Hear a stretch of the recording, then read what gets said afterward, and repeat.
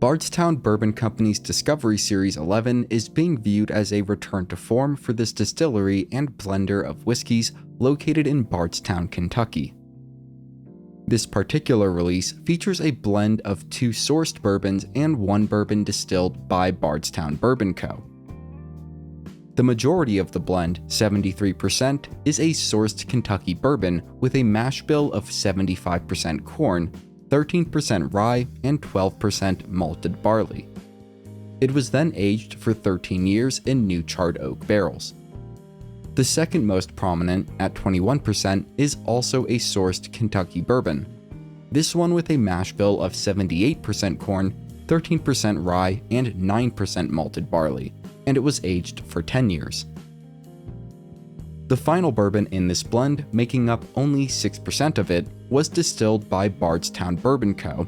and has a mash bill of 68% corn, 20% wheat, and 12% malted barley. They then aged it for 6 years in new charred French oak barrels.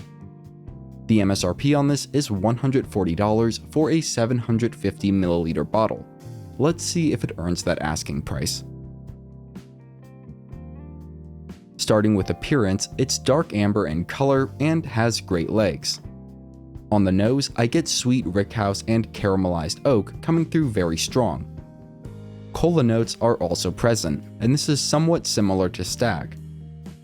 I'm also getting some rice spices. There are slight hints of pie crust and baking spices. There's cherry, grapes, and apples, and maybe a little bit of blueberry as well. There's very little ethanol on the nose, and I'm going to give the nose a 9 out of 10. For the palate, there's charred oak, cola, caramel, and brown sugar with a little bit of dark chocolate and coffee bringing up the rear. Cherry, blueberry, and grapes are also present. It approaches a bitter over-oaked taste but doesn't cross the line. It's a very mature tasting whiskey, dark and velvety, and there's very nice viscosity and an oily mouthfeel. It coats the palate well and it has a effervescent quality. I started to pick up some stewed dark fruit notes near the end, but they were very subtle. 9.3 out of 10. For the finish, the effervescent quality dissipates as the warm burn takes over. Sweet charred oak notes linger for some time after the cola and more nuanced notes fade.